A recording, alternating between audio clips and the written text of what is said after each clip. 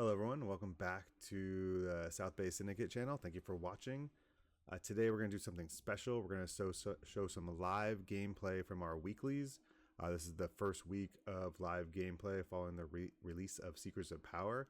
And our first matchup is between two South Bay Syndicate members, with Tommy playing the Han4 pilot Tarkentown and Magic Mike with the Boba4 30 base. So no data vault here. We're going 30.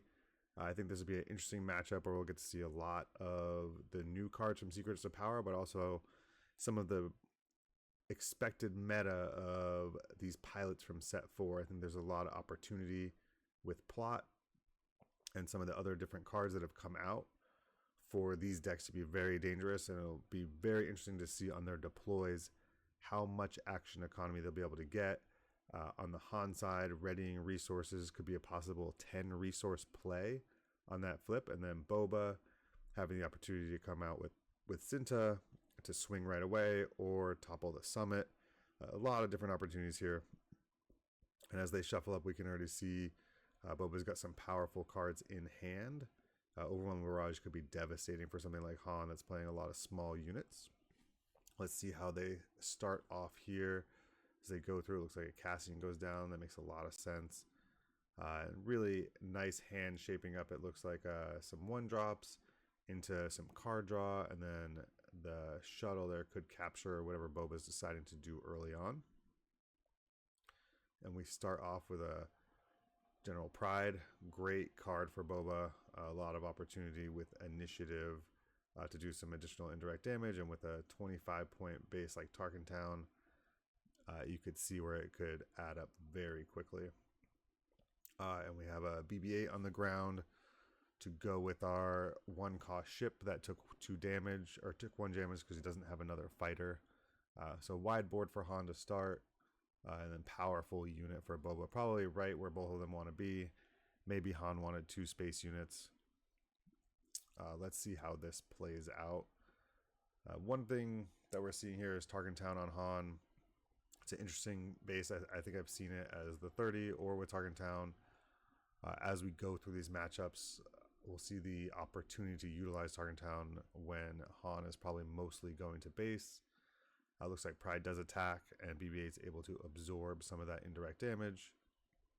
And the Han player will use their ability, revealing something off screen, checking if it's a 1-cost or not. If it's, oh, there we go. It looks like it's a red 5.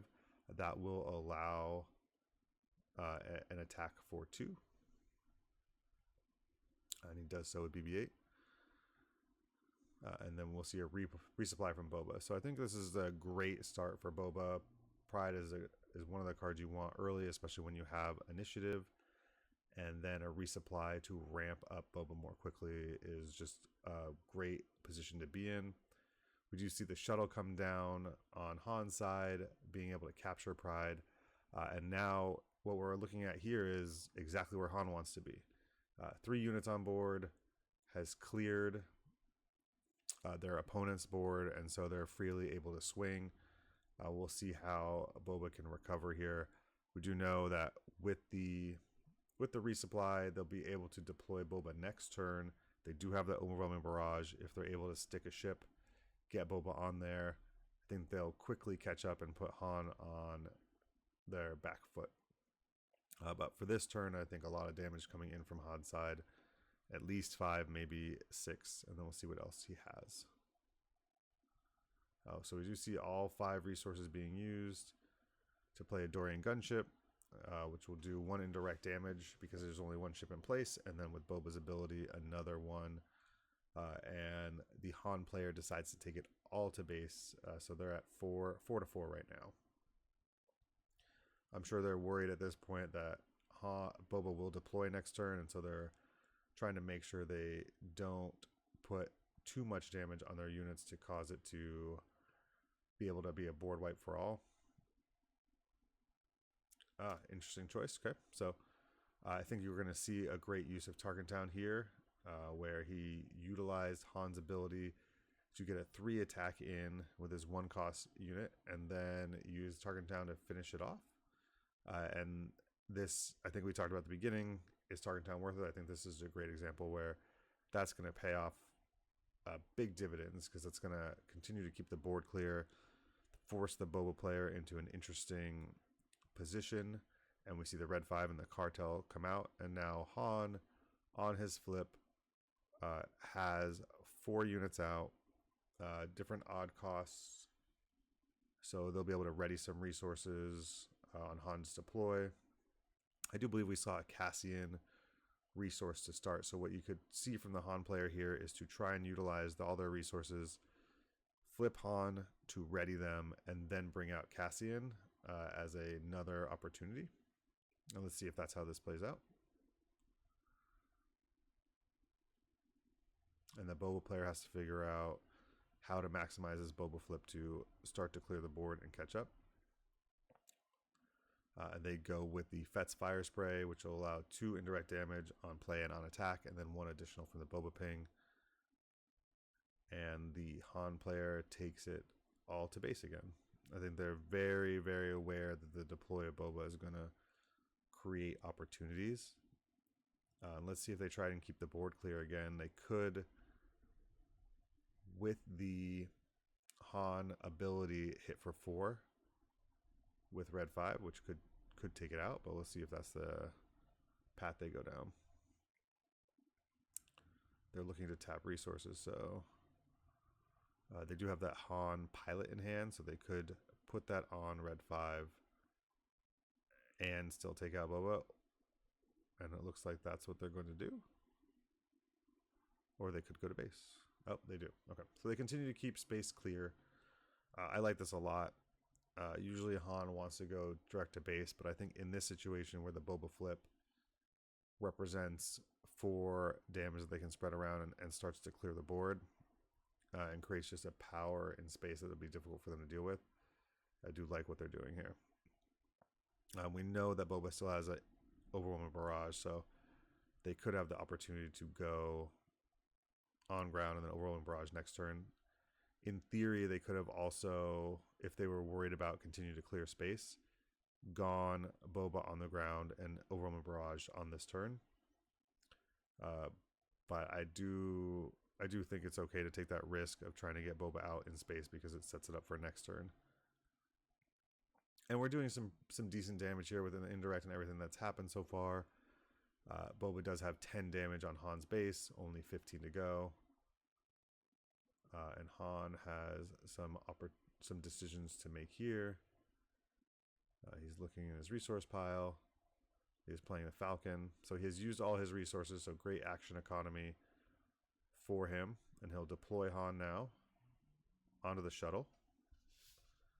This will allow him to ready all 5 resources, because he has at least 5 odd costed cards in play. And we're going to see a lot of damage pouring in. And there is the Cassian, like we thought. And so now they have the Boba player up to 19, and with everything on board, they are representing lethal on their side this next turn. So it'll be interesting to see what Boba can do to answer. I think if you're the Han player, this game has played out exactly how you had hoped. You've been able to keep space clear, keep a wide board, and really keep Boba reacting, having to use all of their resources without doing anything to your units, is a nice place to be. Now we're in a scary territory, though, because Boba has some options. And let's see here. Here comes the overwhelming barrage. So here's 6 damage. The good thing for the Han player is having both Han pilots out on ships represents a lot of health and creates a tough opportunity here. So you can see they're going to pour most of this overwhelming barrage. Oh, no. Okay, they go turncoat for 3 and the additional 3 there to take both units out, and 2 damage from HK plus the card draw. So good move on their part to try and start to clear the board. They also have these 2 ground units that they can start to eliminate if they need to, or they can swing to base to try and get closer to lethal. We'll see 1 attack with BB-8. and then a 6 attack in with Boba to take it up to 16, I believe. Maybe 19. It's hard to tell with these dice. But let's see here. I believe it was, I don't know. It looks like he's at 20 now, is what I can tell. 20 to 26. If there's a surprise check. Oh, I'm sorry. That hits for 5, ending the game. So that maul would have been the finisher on next turn for Boba, as he's showing here. So very close game right down to the end. I think controlling space for Han really worked out and allowed him to push damage without taking a lot of damage back. And then when you're on Tarkintown, even with Boba not being able to keep anything out, you could see how it was adding up damage through indirect. A lot of what they played, like the Fett's Fire Spray and Pride, were able to sneak in some indirect damage. And with 2 Boba attacks, I think he got in for 10 with his leader, basically had the Han almost at lethal. So I think well played by both. I think the Han player had the right draw to capture Pride, then utilize the ability to hit for extra damage to keep space clear. Now they're going into sideboarding. As we look at the sideboard here, I could see a lot of these things coming in. Open fire makes a lot of sense. I know the grenade strikes are not making it in, but those could be an interesting play against such a space-heavy, low-health deck. And it looks like salvage or something along those lines. We get a decent look at the Boba player deck here. I imagine they're contemplating, will I get to a turn where I can deploy Devastator, or does it make sense to come out of the deck? Do I need more early presence? Those kinds of things. So you can see some earlier space units coming out, and I think that the TIE Bomber, because it doesn't do any direct damage, he probably sees it as something that can get hit pretty quickly without being able to do much, because he experienced that in this last game, but at least he was able to get some damage back. The Fang Fighters probably stay in. Yep. And I think this makes a lot of sense, because bringing the open fire in, which you can take out a space unit rather than having to deal with the TIE Bomber there. Yep. And so those are the 2 cards that go in, which will allow him, I think, in these situations where the board is being swarmed, at least take something out as we get ready for game 2. In that first game, I don't believe we saw any new Secrets of Power cards, though I know both decks are running some of them. I think we saw a couple as he was going through there. I think for Boba, some of the things you might see from the new set are you could see the new Punishing one if someone wants to bring that in. There is, in theory, a great combo where you can go Punishing one into the tank that lets you do 1 damage on deploy, because they both get buffed for every damage unit your opponent has. So you can become very big, very fast. You can see Top of the Summit coming out from Boba that can be plotted out or just used regularly, and that can be a big board wipe. And then also Cinta could be coming out to allow you to deploy Boba and attack immediately. We're mulliganing on both sides here. I think on the Han side, there are some new ships they can utilize. Also, I think some of the plot, especially Sudden Ferocity, where you can bring out this +3/+0 and put it on a vehicle, can create a big swing for Han. There's also, I don't know if they're running it, but the new Cunning plot card that lets you tap opponent's resources. That could be really nice when deploying Han. Bringing that out in Sudden Ferocity can put your opponent in a tough spot, especially if they're holding something like the same like Fang Fighter, hoping to remove your Han pilot. It just is disruptive, and around 5 or 6, you're looking to end the game with Han, so 1 extra disruption could get you there. So it'll be interesting to see if we have any of those cards come out. We On this night, we did a couple other recordings. The lighting didn't come out as well. We had a Mon Mothma versus Padme matchup that was, I think, very entertaining. We just can't see some of the cards. Both of those decks did well. The Mon Mothma with its unity of purpose, and then Padme with a great combination of pings and card draws. Very powerful, very fun to see, and I think Padme ended up finishing first for the night here, piloted by one of our South Bay Syndicate members, Andrew. Just a great job with that deck, and we'll look to do more recordings with those because you do see a lot of the new cards there. And here we go, General Pride on the first play again for Boba, just what they want to see. And Han goes 3PO, which can be a great card for Han because you can use the ability to see and then say that number, and your card draw could be infinite if it's not dealt with. So we'll see if they're able to take advantage of that. You see right in the first turn, they picked up a red 5, so already one extra card in hand. Great ability for Han, and also I think as we see some of these newer cards that come out, like the event that lets you do 1 damage for each card in your hand on attack, 3PO could really buff what Han's able to do on attack. It also, if you're playing against Dedra and that becomes popular, it could be a way for you to keep cards in hand to keep her ability down. So here's the attack with Pride again, with the indirect damage. So he's taking 2 to base, or 2 to 3PO on the indirect, and 1 additional to base for 3 total. And we see the 3PO ability used again here. He'll attack base, no buff, because it's an even number card, so it's 1 to base. And then he gets to draw that. So that should not have been 2 to base. We'll see if that comes back to haunt them. And there's a super laser tech, so we will see some ramp again. And that super laser tech will be able to take out 3PO. So the Han ability only buffs odd number of units. So this taking the 2 to base there was a mistake, but that happens. We do get the Millennium Falcon out there. Great card for Han. Let's see if they tap their resource here. They do. So they're keeping the Falcon out there, and we saw that Boba drew an open fire.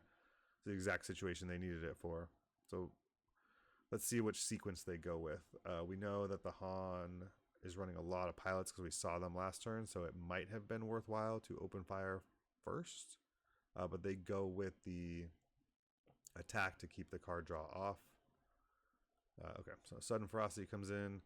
That is the same odd number, so no boost. And we do have Pride coming in for 2 to base plus 3 indirect damage. And let's see where you go. So one of the options here is he could take it onto Falcon and then bounce Falcon back to hand.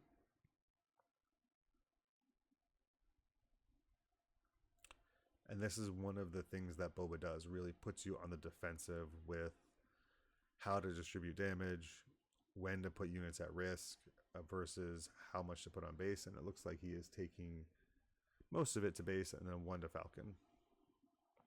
And he has 3 open resources, so let's see what he decides to do. Did he pad? No. Okay. So he will tap 3 and play a red 5. Nice card, especially if there's damage on an opponent. None right now, so no ability on that piece, but he does get another space unit out. And now you can see the difference in games here. Boba is able to develop his board. He's able to ramp again and place a ship out that, as of right now, has a chance of living. Okay, so I do see a Serial in hand, so there is a new card from the set. We see the Han take the initiative here, so that takes Pride's added bonus out. And we have Boba's deploy. Boba should be able to take out one of these space units. I can't tell. I think there's 1 damage on each, but I'm not quite sure. He does decide to keep the Falcon out there. And Boba will have some decisions to make, and it'll be interesting to see if they have any of those plot cards to wipe the board.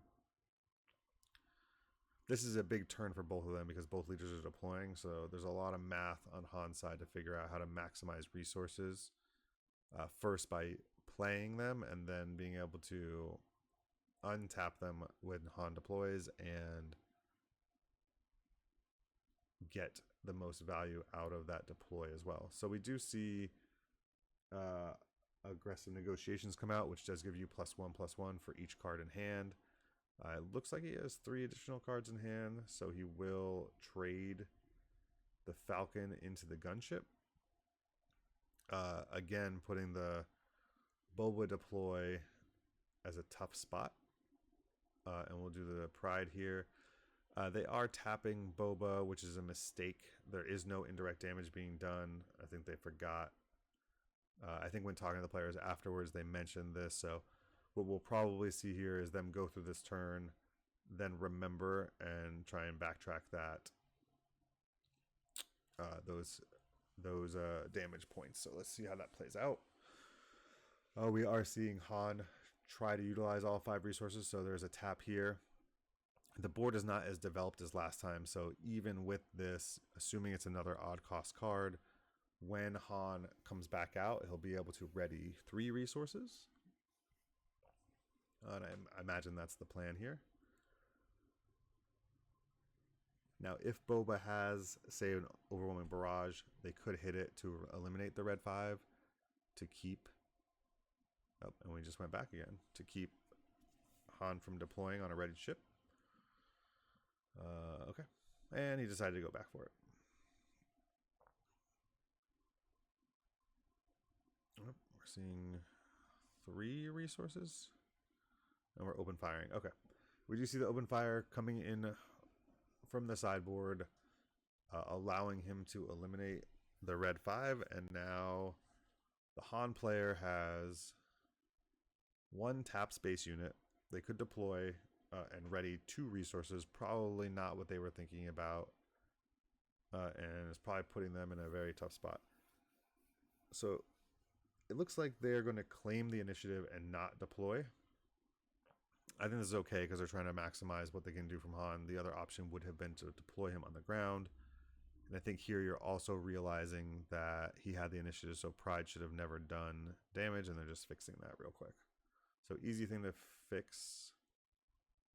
He could still do the indirect damage on open fire, which I think they're also realizing, and he will get that 1 damage in. So all fixed. Not a big deal. We still, if you remember from the beginning of the game, have an extra damage on Boba's base from the 3PO attack. We'll see if that comes into play. It looks like Han leader has 10 damage on base currently. And the Boba has 8. The Boba will decide to deploy in space to eliminate that unit rather than on the ground and getting the 4 damage in. I think either decision is okay. With an empty ground, I think you could have seen where it would have made sense to go on the ground and get that 4 in with only 15 damage left on Target Town. It would have been up to 14 for 11 damage left, and then if you had overwhelming barrage or other things, you could put a lot of pressure on and possibly have ended the game this turn. This is still going to swing for 8, which is going to be very powerful. And I think we saw a planetary bombardment in hand, so if the Han player does not get something with some meat on the board, I think they're setting themselves up to take a lot of indirect damage.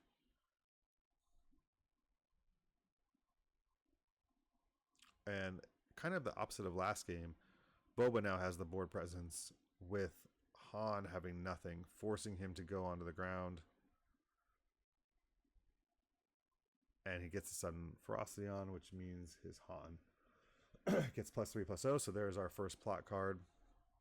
I think good use here when you're forced into the situation. Creates a very large leader unit on the ground.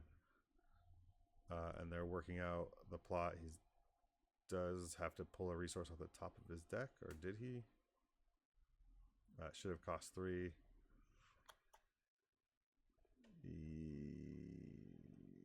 So he did. I can't tell but it looks like he only paid 2, and it should have been 3. So that's leaving him 4 resources when he should not have 4. And a nice swing for 6 from Han. There's the 8 from Boba. And now the Han player is in check. So playing a card here, I think you just claim and the game is over.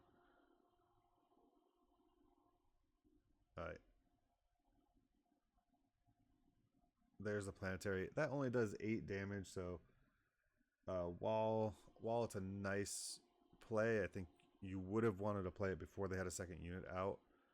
Or in that situation, you could have just claimed. They actually have no open resources. They're showing 1, but they shouldn't have any.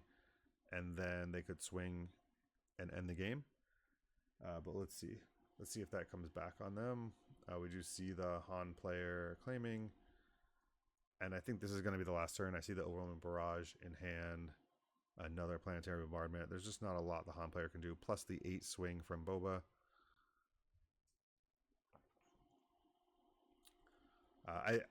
We all run into this. I think when you have all your resources open, it's very hard to just claim. But when you have your opponent at lethal and they're tapped out and you have the option, it can be very beneficial to do so. So he has the Falcon with the Han leader swinging in. So this will allow him to take out the leader. And you can see this again is one of those things, like the game would have been over and now they had an answer there. So you have to kind of play it out a little bit differently. The IG does a great job clearing the board as each had 1 damage left.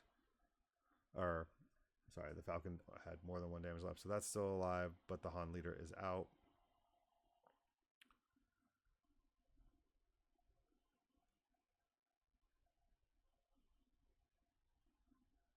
And we'll see what answers they have now. See a lot of low costs in hand. The Pride is going to be swinging for 2. I believe they're at 20 on base.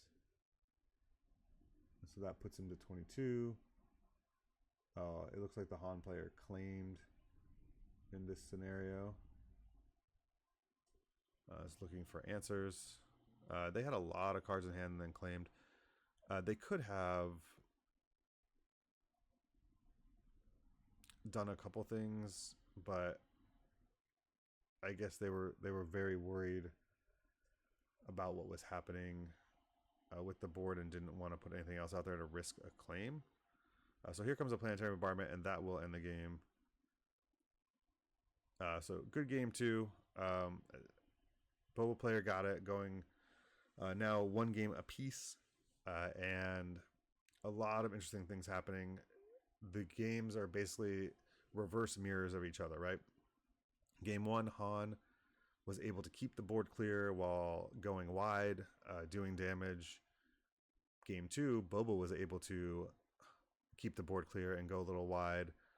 Both have disrupted their opponent's leader deploy in big ways, and it ended up being the difference in games. Both very interesting decks. I believe that what you're seeing from the Boba is the indirect damage plus these cards that, like IG and Overwhelming Barrage, are able to ping off a lot of these small units before the Han can finish them off. And then once the Boba gets the board clear, they have things like Planetary Bombardment and Maul, if we see that come out, and these Fet's Fire Sprays that just start to really impact your base quickly. It'll be interesting to see which way this one plays out for game 3. As they shuffle up, it looks like no changes to sideboarding, so they're going to stick with the sideboard from game 2. And we are ready to go. We're cutting. Beautiful Boba galactic sleeves for the Boba leader with the new space mat. And then I believe on the left side, the mat is their family crest. Very cool. Custom mat that they had made. We are looking at making some custom mats for the South Bay Syndicate with our logo. Maybe some other fun things to come. It's been really great, I think, as a community in the South Bay of California to build out our Star Wars gameplay. We're going to be expanding, I think, into other games over time. Two great local shops that we go to. This is happening at Lost Planet in Torrance, where we play on Thursday nights and sometimes on the weekends. And then on Saturdays, we play at the Comic Bug in Manhattan Beach. Just very cool places, great community of people. If anyone watching is local, I highly recommend you come down. We try out all kinds of decks. We have a lot of fun as a community. And Tommy throws 2 cards out at once all the time. So he's a fun time to be around. And we just see he gets his 1/3 space unit out, followed by the one that he tried to throw out first. And Boba takes the initiative. And this is an interesting place to be because Boba will be able to take out both of these units with his 1 unit. And I think that favors him immensely based on what they want to do. Now, it probably won't play out that way because you could imagine if he takes out one of them, the Tarkin Town will hit before he's able to take out the other. And as we think about Tarkin Town, I think it came up huge in game 1 where he was able to Tarkin Town that Dorian gunship to keep clear and then not used in game 2. And so let's see if it's utilized here in game 3. There is an opportunity right now to do it. We'll get the Falcon out. I think I saw an open fire in hand. I could see that Falcon getting open fired. It could get really powerful really quickly. But no, we go with the HK. So when we think about the sequencing here, if we're trying to maximize HK, you may have thought about playing HK first, then attacking with Kylo's ship to trigger that 1 damage and then get the indirect. Because in theory, both, if he attacked with 1, you just attack with the other one. And then you can maximize kind of your sequencing with the cards you have. And then on the flip side, we do see 2 damage come in to Boba. I think he used the Han's ability to get that extra 1 damage in. Now we see the open fire with the HK, with the Boba trigger. So there's 2-2. And so Boba has played an open fire and a Kylo to eliminate 2 ships and Tarkin Town, which I think is something they'd be happy with. And they have their HK on board. Boshek comes out for Han as a pilot. It lets you draw 2 cards, and if they're odd number, you get to keep them. Saw the jam communication and the ship, both odd. So some good card draw for the Han player. The jam communication could be very big. There's another Boshek. No additional attack points from that. Oh yeah, it costs. I'm not sure what Boshek costs, but I don't know that it would have triggered. Based on his resourcing there, it looks like it costs 2. So again, that should not have triggered a ping if it was a 2 cost, because it is not an odd card. So we've seen that. I think probably newer players to the Han ability, it can be interesting to see how that ability works. Like when you get the ability ping versus when you don't. And I think we've seen a couple times here where they've gotten an extra damage that they shouldn't have. Okay. Not in this case. So if the Boshek costs 3, so that would have been fine. That would have activated the ping, but then they played 2 more units when they only had 4 resources. Maybe I missed it. Maybe they played the Boshek the turn before, but I did think it was this turn, so it should have been 3 resources for the Boshek, and then only 1 available resource for the Cartel.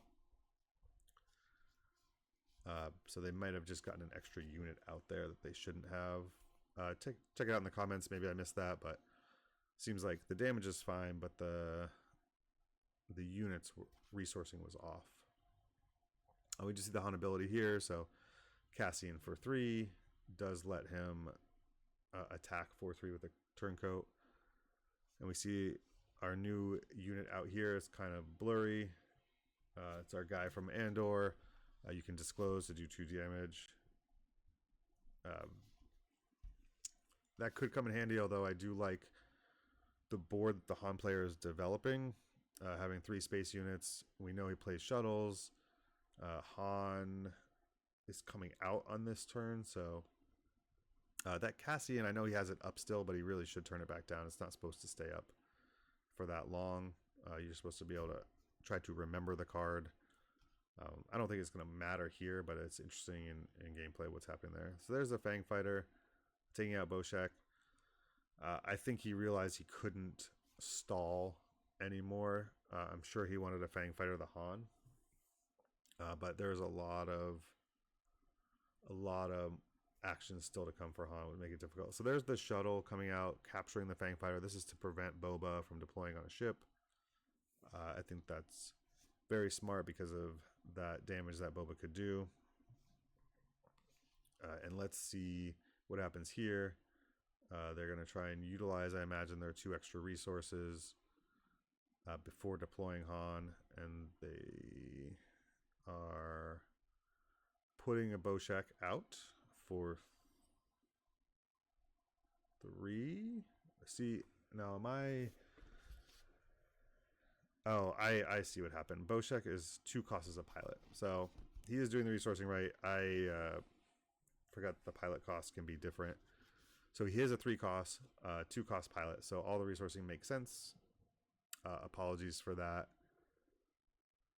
Great gate sequencing here, allowing him to draw additional cards. And now when he deploys Han, he is able to untap all 5 resources into Poe.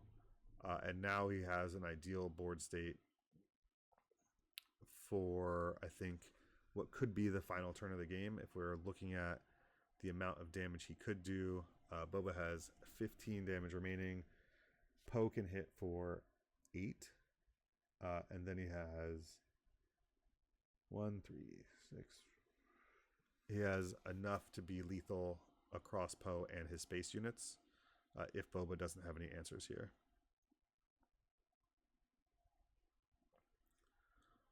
So let's see what happens. Boshek coming in very handy in this game. I think it allowed him to draw 4 additional cards, and some of the sequencing has been very powerful. So I imagine the Boba is coming out here. Maybe he has an overwhelming barrage, give him a way to start clearing things. Poe could take out Boba, but I think with lethal on board, he can just attack base with Poe. And so he plays the aggressive negotiation here. Looks like he has 3 additional cards in hand, which would pump Poe to a 9. And then he is going to discard a card to do an 11 with this attack. We had a discussion in the room about how the card works, so you might see a little delay here because I remember they were talking about it for a bit and came and asked some people. Does the aggressive negotiation get +3? Or once he discards with Poe, does it only get 2? In the room, we agreed that he gets to choose the sequencing of actions. So he plays the Academy Disciplinarian. It gets +3/+0 for the attack. Then he decides to discard a card using Poe's effect. So it's +3 and then the 2 for 11 total damage. There was a debate whether it's only 10 damage because when you discard the card, it drops the ability of the Disciplinarian. I think we landed on it does not. You play the Disciplinarian, you resolve its effect, then you attack with Poe, then you resolve his effect. So that's how we came. That's the conclusion we came to. I think there's going to be more research to make sure that's how it works, but that was the consensus in the room. So you will see an 11 attack here, which will put him into lethal with the cartel with Han on it if he does not have an answer for that. So he does not have an answer, and that's a good game. And so the Han player does take it 2-1. Very well played by both players. Very entertaining. Good to see this live gameplay. We did not see a lot of the new cards come out in this one, I think, is just the nature of how the game's played out.